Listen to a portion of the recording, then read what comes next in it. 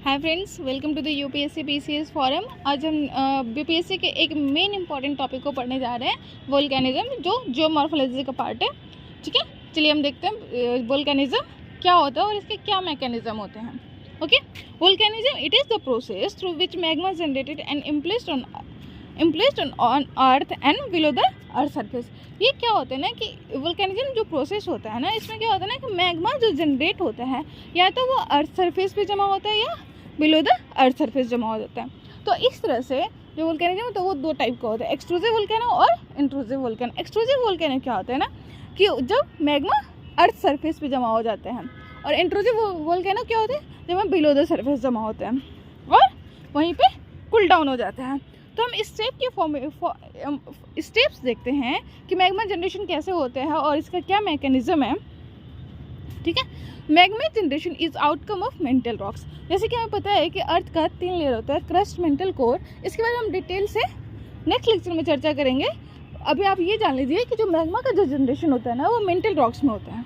ठीक है, जो सेकेंड लेयर ऑफ अर्थ होता है उसमें होता है। तो इसका क्या क्या फैक्टर है। टेम्परेचर रेजिम, टेम्परेचर रेजिम का क्या रोल होता है। टेम्परेचर रेजिम, ये जो फिगर आप देख रहे हैं ना कि इसमें एक मेल्टिंग पॉइंट ऑफ रॉक को दिखाया जा रहा है और दूसरा एक्चुअल टेम्परेचर जो इनसाइड द अर्थ पाया जाता है। तो क्या देख रहे हैं हम, टेम्परेचर उनकी between 100 to 200 kilometre temperature suddenly increases inside the earth. हम देख रहे हैं ये जो रेड लाइन है वो शो कर रहा है जो टेम्परेचर है अर्थ का वो 100 से 200 के बीच में सडनली राइज कर जा रहा है। ठीक है, but not more than the melting point, here rocks are in semi solid state. But हम देख रहे हैं कि जो मेल्टिंग पॉइंट ऑफ रॉक है वो ज़्यादा है। किससे? जो टेम्परेचर इंक्रीज कर रहा है उससे मेल्टिंग पॉइंट रॉक का ज़्यादा है, जो अर्थ के मेंटल रीजन में जो रॉक्स मिलते हैं। ठीक है, तो वो इस तरह से वो सेमी सॉलिड स्टेट में आ जाते हैं। क्या वो जो रॉक्स हैं, क्योंकि वो पूरी तरह से मेल्ट नहीं हो पाते हैं। 2900 किलोमीटर पे जो कोर मेंटल बाउंड्री होता है। ठीक है, तो core mantle boundary sudden increase in temperature, और हमें 2900 किलोमीटर पे देख रहे हैं कि अचानक से जो टेम्परेचर है वो बढ़ जा रहा है।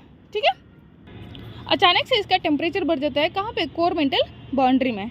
ठीक है, किससे ज़्यादा टेम्परेचर होता है, मेल्टिंग पॉइंट से ज़्यादा टेम्परेचर हो जाता है। तो इसलिए हम बोलते हैं जो आउटर कोर होता है ना वो लिक्विड स्टेट में होता है, क्योंकि वहाँ पे जो रॉक की जो मेल्टिंग पॉइंट होती है वो कम हो, मतलब जो रॉक की मेल्टिंग पॉइंट से ज़्यादा वहाँ की टेम्परेचर हो जाती है, जिसकी वजह से वहाँ के जो रॉक्स होते हैं वो मेल्ट हो जाते हैं। ठीक है, अब प्रेशर, अभी तो हमने टेम्परेचर का रोल देखा कि टेम्परेचर कैसे रोल प्ले करता है। हम देख रहे थे कि 100 से 200 किलोमीटर पे जो टेम्परेचर है सडनली राइज कर जाता है, लेकिन वो उतना राइज नहीं करता है जिससे कि वो रॉक को मेल्ट कर पाए। ठीक है, वो जिस वजह से वहाँ की जो रॉक होती है वो सेमी सॉलिड स्टेट में पाई जाती है।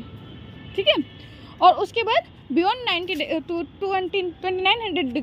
2900 किलोमीटर पर क्या देखते हैं कि वहाँ पे जो टेम्परेचर है वो सडनली इंक्रीज कर जाती है, जिससे वहाँ का जो रॉक होता है आउटर कोर में, वहाँ का जो आउटर कोर का जो रॉक होता है वो मेल्टेड पाया जाता है।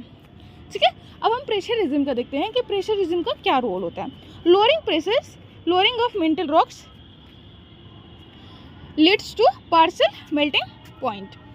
अभी हम इस डायग्राम में देख रहे हैं कि जैसे ही अगर हम, आपने कभी देखा होगा कि जैसे हम कोई चीज़ टूटता है तो वहाँ पे जो प्रेशर जो होता है वो कम हो जाता है। ठीक है, तो यहाँ पे हम देख रहे हैं कि एक फ्रैक्चर क्रिएट हो रहा है। तो यहाँ पे फ्रैक्चर क्रिएट हो रहा है मतलब यहाँ का जो प्रेशर है वो कम हो रहा है। ठीक है, प्रेशर कम हो रहा है तो मेल्टिंग पॉइंट भी कम हो रहा है। ठीक है, हम अगर किसी चीज़ को बहुत ज़्यादा फोर्स करते हैं तो उसकी मेल्टिंग पॉइंट बढ़ती जाती है, और हम जैसे ही उसको थोड़ा सा कम फोर्स करते हैं, कम प्रेशर देते हैं, तो वहाँ का जो मेल्टिंग पॉइंट होता है वो कम हो जाता है। तो हम इस फिगर में क्या देख रहे हैं कि जो जैसे ही हम प्रेशर को कम करते हैं फ्रैक्चर, और जैसे ही फ्रैक्चर होता है तो वहाँ पे मेल्टिंग पॉइंट घट जाता है, और घट जाता है जिसकी वजह से रॉक जो है वो सेमी सॉलिड स्टेट में आ जाती है। ठीक है, अमाउंट ऑफ वाटर इन्वॉल्व, ज़्यादा अमाउंट में वाटर अगर होगा तो वहाँ मेल्टिंग पॉइंट कम होगा। ठीक है, इसका मतलब ये हुआ। तो जैसे ही कहीं पे सबडक्शन जोन होता है ना, तो सबडक्शन जोन के पास ना जैसे ही वाटर के कांटेक्ट में होता है, जैसे ही ओशनिक प्लेट कॉन्टिनेंटल प्लेट के अंदर सबडक्ट करती है तो वाटर भी वहाँ पे जाते हैं, और वाटर जब वहाँ से मिलता है तो वहाँ के जो रॉक होते हैं ना आसपास के रॉक, उसके मेल्टिंग पॉइंट को घटा देते हैं, तो वो मैग्मा को जनरेशन में हेल्प करता है।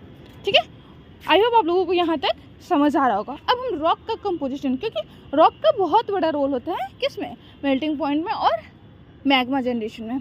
ठीक है, तो रॉक क्या होते हैं, रॉक ना एग्रीगेशन ऑफ मिनरल्स, वो मिनरल्स का एग्रीगेशन होते हैं। ठीक है, और दो टाइप का रॉक होता है, एक होता है मैफिक रॉक और दूसरा होता है felsic rock.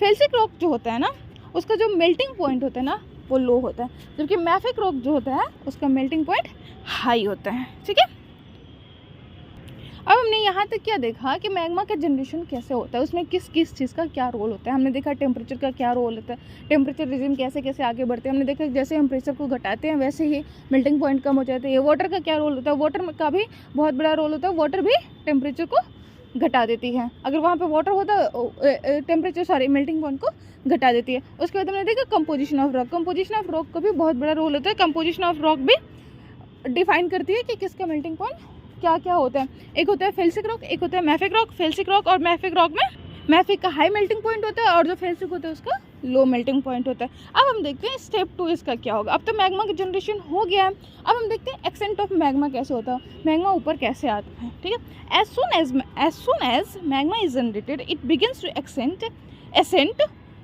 because it has more silica and less iron. ठीक है, so it is less dense and more buoyant than surrounding. जो सिलिका होता है ना, अभी हम आगे देखेंगे ना कि सिलिका ना विस्कोसिटी को बढ़ाता है। More silica means more viscosity, less silica means less viscosity. ठीक है, तो जैसे ही मैग्मा का जनरेशन होता है ये आगे ऊपर उठना स्टार्ट हो जाते हैं।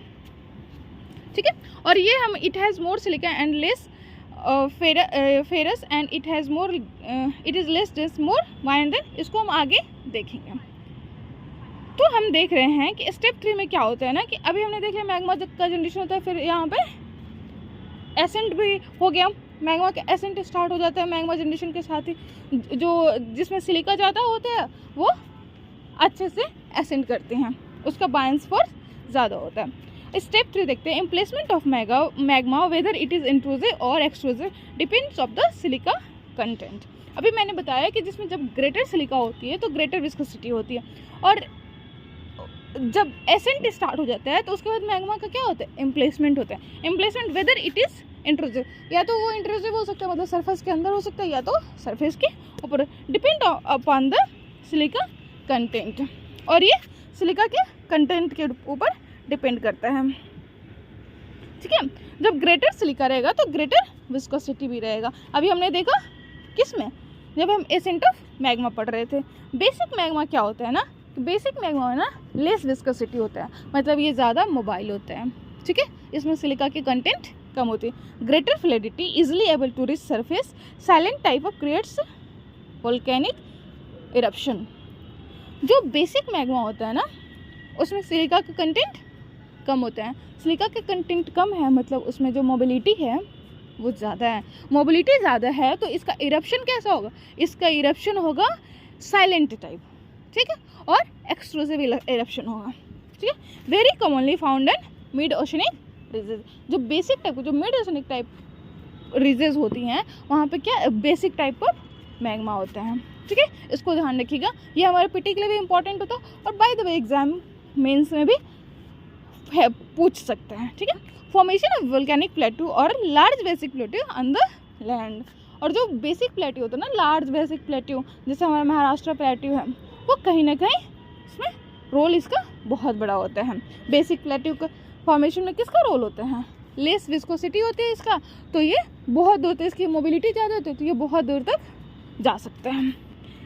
एंडेसिटिक मैग्मा, एंडेसिटिक मैग्मा क्या होता है ना कि ये, अभी हम मैग्मा का टाइप्स देख रहे हैं, हमने देखा बेसिक मैग्मा, अब हम देखते हैं एंडेसिटिक मैग्मा। एंडेसिटिक मैग्मा क्या होता है ना कि ये इंटरमीडिएट टाइप का मैग्मा होता है, मतलब ये ज़्यादा विस्कस नहीं होता है, मतलब ज़्यादा विस्कस नहीं होता है, लेकिन ये विस्कस होता है किससे ज़्यादा, बेसिक मैग्मा से।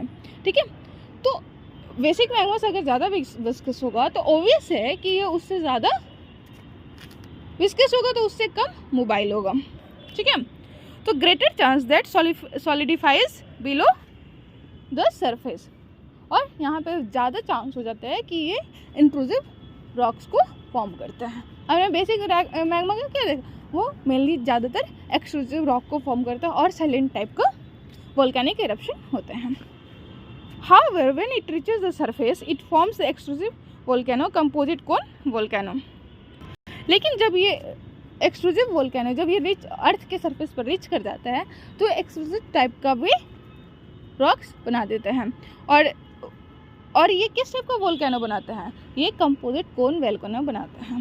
ठीक है, मतलब क्या समझ में आया कि ये हाई विस्कस होता है, किससे ज़्यादा विस्कस, बेसिक मैग्मा से ज़्यादा विस्कस होता है, और ये मेनली इंट्रूसिव वोल्केनो बनाता है। लेकिन अगर ये सरफेस पे रीच कर जाता है तो ये एक्सट्रूसिव वोल्केनो को भी फॉर्म कर सकता है, और उसको हम क्या बोलते हैं, कंपोजिट कोन वोल्केनो।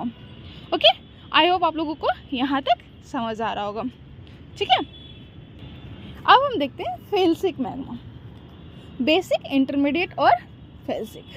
ठीक है, बेसिक में हाई मोबिलिटी है, लो विस्कोसिटी है, इंटरमीडिएट में बेसिक से ज़्यादा विस्कोसिटी है।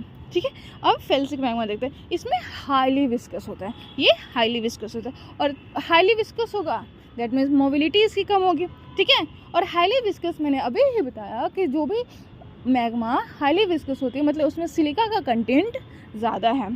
ठीक है, और ये मोस्ट ऑफ द टाइम ये इंट्रूसिव मैग्मा को, इंट्रूसिव वोल्केनो को फॉर्मेशन करता है। ठीक है, rarely it reaches the surface and forms cataclysmic eruption. हमने अभी तक क्या देखा कि जो बेसिक मैग्मा होता है, जो बेसिक टाइप का मैग्मा होता है वो किस तरह साइलेंट टाइप का फॉर्मेशन करते हैं वोल्केनो को। ठीक है, और वो मेनली एक्सट्रूसिव होता है। ठीक है, उसके बाद हमने एंडेसिटिक देखा, जो इंटरमीडिएट टाइप का होता है वो मेनली इंट्रूसिव फॉर्म करता है, लेकिन वो एक्सट्रूसिव भी फॉर्म कर सकता है, और जो एक्सट्रूसिव फॉर्म करता है उसको कंपोजिट कोन वोल्केनो कहते हैं। जो फेल्सिक होता है ना वो इंट्रूसिव रॉक को फॉर्म करता है, इंट्रूसिव वोल्केनो को फॉर्म, और ये हाईली विस्कस होता है। ठीक है, और रेयर टाइम पे ये सरफेस पर, लेकिन अगर ये सरफेस पे पहुंच गया तो वहाँ पे डिस्ट्रक्शन क्रिएट करते हैं। ठीक है, डिस्ट्रक्टिव टाइप ऑफ इरप्शन करते हैं। तो अभी हम इस फिगर को देखते हैं, जो मोबिलिटी है, silica content increases, viscosity increases. ठीक है, तो मोबिलिटी लेफ्ट से राइट की तरफ घटती जा रही है, क्यों, क्योंकि विस्कोसिटी बढ़ती जा रही है। तो जो सबसे लेस मोबाइल जो हवाईयन जो वोल्केनो होता है वो उसकी जो मोबिलिटी है वो सबसे ज़्यादा है। उसके बाद किसका, स्ट्रोम्बोलियन का। स्ट्रोम्बोलियन कहाँ पे पाया जाता है, भूमध्य सागर, मेडिटेरियन सी में। उसके बाद होता है वोल्केनियन, उसके बाद होता है प्लिनियन। ठीक है, तो प्लिनियन टाइप का जो वोल्केनो होता है उसका जो विस्कोसिटी होता है वो सबसे ज़्यादा होता है। ठीक है, इस लाइन को याद रखिएगा कि हवाईयन का मोबिलिटी ज़्यादा होता है और प्लिनियन का विस्कोसिटी ज़्यादा होता है। ठीक है, ग्रेटर सिलिका कंटेंट मतलब एक्सप्लोसिवनेस ऑफ इरप्शन। अभी हमने क्या देखा कि जो भी बेसिक जो होते हैं, एंडेसिटिक होता है, बेसिक लेस इरप्टेड होता है, मतलब वो साइलेंट टाइप होता है। ठीक है, और जो फेल्सिक होते हैं वो हाईली कैटाक्लाइज्मिक होते हैं, हाईली डिस्ट्रक्टिव होता है। हाईली डिस्ट्रक्टिव होते हैं क्यों, क्योंकि उसमें सिलिका का कंटेंट ज़्यादा है।